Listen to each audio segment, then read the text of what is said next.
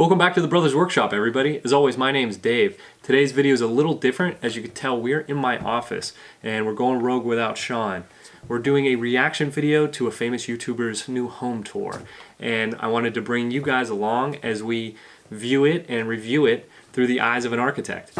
To do that, I've brought my sketchbook, trace paper, and pens, because if we find anything interesting during this, we're going to sketch that out, and I'm going to show you guys how an architect thinks and possible ways that this home could have been redesigned.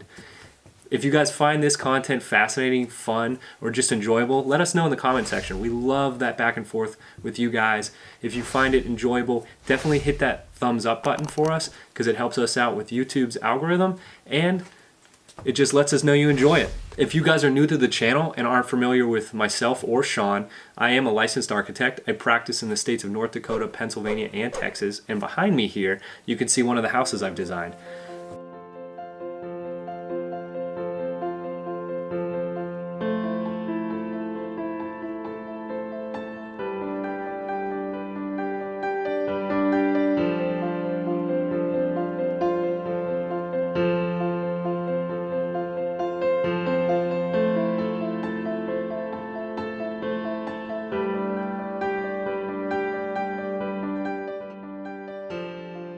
I practice a lot of mid-level to high-end modern architecture. Because of that, I actually waited to watch this video till I can film this with you guys. With that, we're just gonna jump right into watching this video.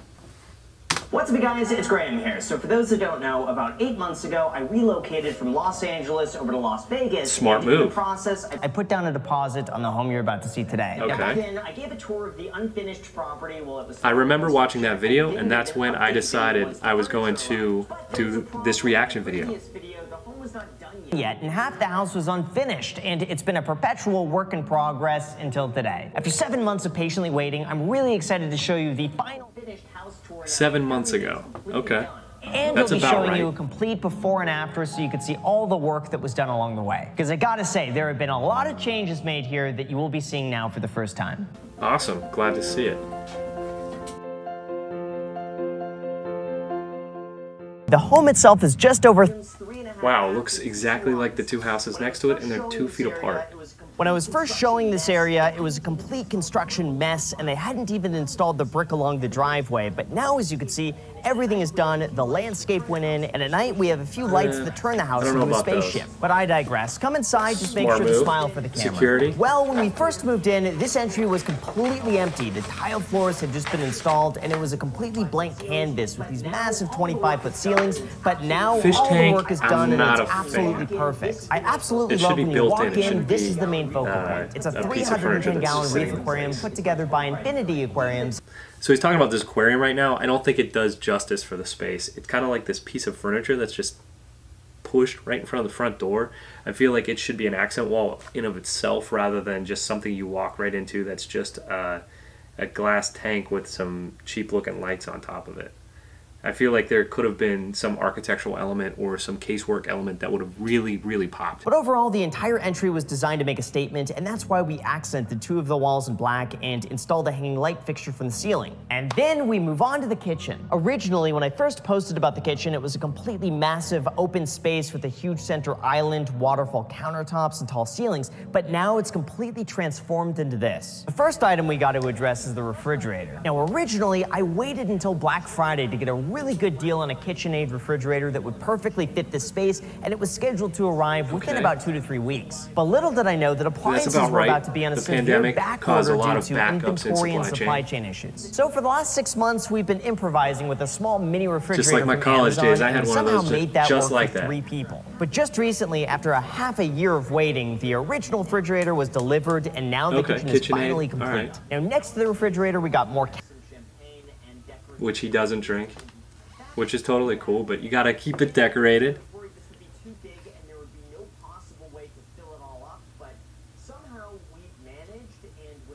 It's your standard pantry. You want 2 different types. I don't get the 2 different types of coffee makers, but besides the point, that's not really the architect's vision. It's kind of just how you live in the house. I'm not a big fan of the way this kitchen is laid out. I've never had anything with red knobs before, and even though Mason does most of the While he's talking about this candy jar, I just kind of want to point out, I'm not a big fan of these cabinets. It kind of looks like something I had in an apartment back when I lived in Dallas. It's that fake wood grain that's just basically adhered on.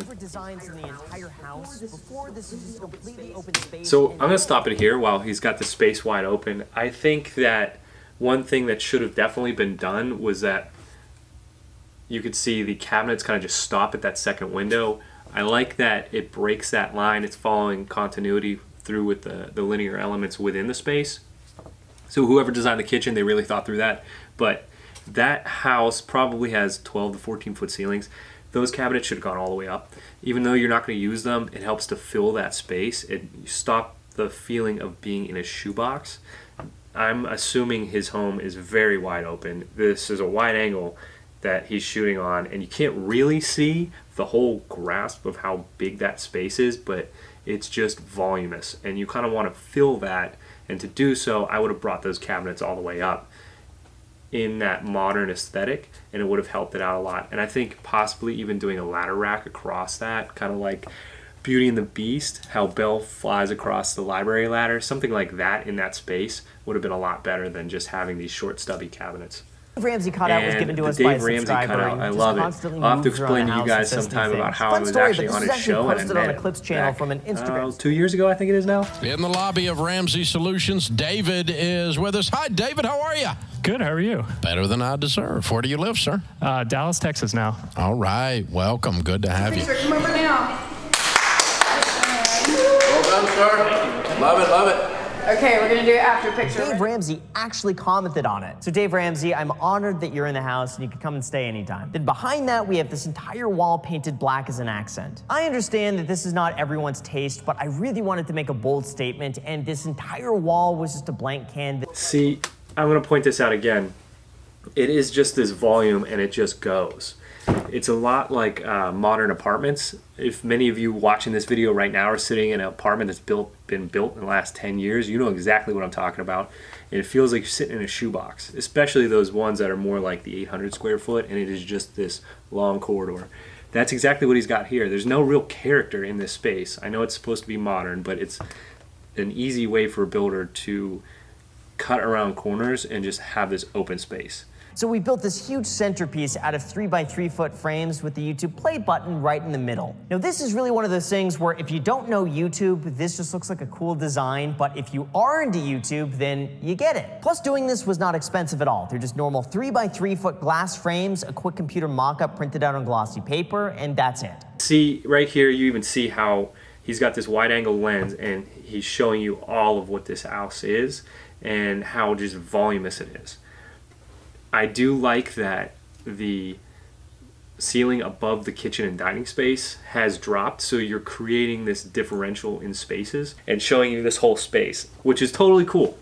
But you can see how giant that couch is. It's probably like an 60 to an 80-inch television. It seems tiny in the corner there.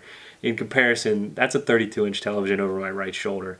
And I do really appreciate that they at least lowered the ceiling above the kitchen and dining space, because that's giving you the sense of more of a private space, more of a seclusion. It's kind of defining that space. It's not quite what Franklin Wright would have done. If you're curious about that, check out the Darwin house. If you're big into architecture, he really played with ceiling heights and how you define space, and it worked. Not like this. I think how I mentioned before, if you would have brought the cabinets all the way up to the ceiling, that would have definitely helped define this space as the kitchen, and then maybe some cove lights or recessed lighting above that kitchen. That probably could have worked too. Here's what it looks like today. Now on the far end, we got the grand piano. I mentioned this before. Love the Steinway. Oh my, it's not a Steinway, it's a Kawhi. Jumped to conclusions. It's alright, I've moved a lot of those in my lifetime.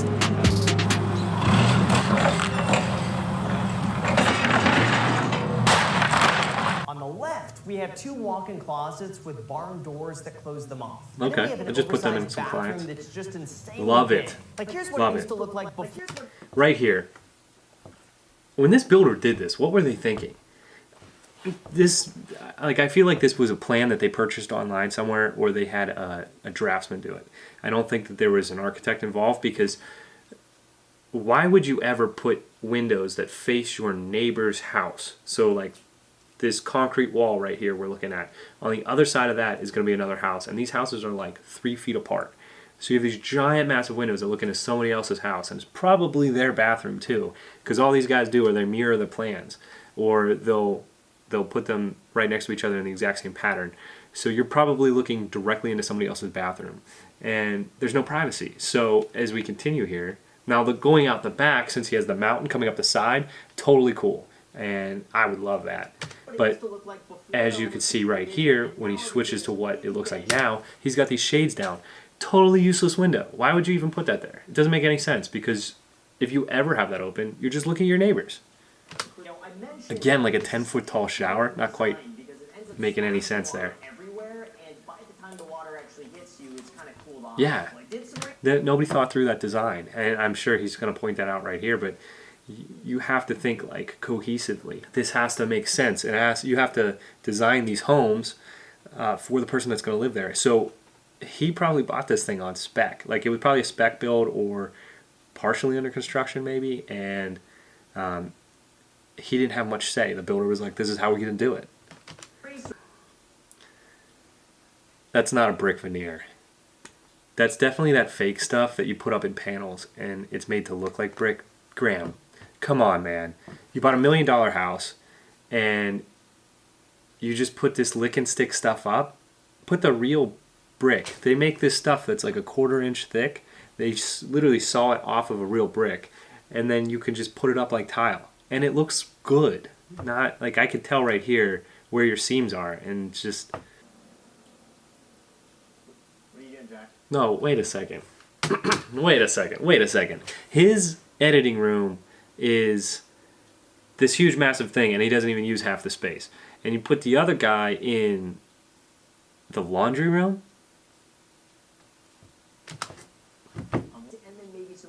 Okay. All right. There we go. There's your reason.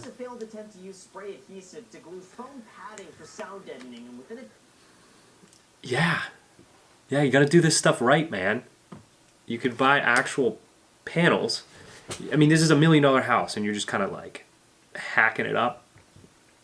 I don't get why some people do this stuff, but you can get architectural acoustic panels that you truly mount to the ceiling. They come down a little bit, kind of like the way a drop ceiling would, and it actually soaks up that sound, and you have a plenum above that to help also stop some sound too, because you have some air circulation above that. This foam stuff blows my mind what people do when they're trying to save a buck. But you spend $1 million like on this house, and you're actually devaluing it now by spray adhesing this stuff on the ceiling. In a few days, they all started dropping off one by one, and then finally we got the brand new finished office. Here's what it looks like before we closed on the house. Okay. Now, here's what it looks like today. Now, as you walk in, you're going to notice a third coffee maker compliments of Terra Cafe, and I gotta say, this one is absolutely incredible. I love my coffee. I'm not that into it. I do love my iced coffee, but I don't know about all this stuff. I only have one, Mr. Coffee from Walmart. Button, and within seconds, a fresh coffee is made. And below that, you might notice something familiar. It's the mini Amazon refrigerator. Good. Repurpose that stuff. I love it. Down here, and Macy filled it up with some coffee creamer and flavored waters. Coffee creamer. Nah. And from there, we have a couch that I'm able to do most of my editing on, and it also doubles as the podcast studio for the iced coffee hour. I then accented that with an aviation drawer to match the desk. Restoration hardware, maybe? I've seen this stuff before. And that's the end of his house tour. I think that's about it for us two guys.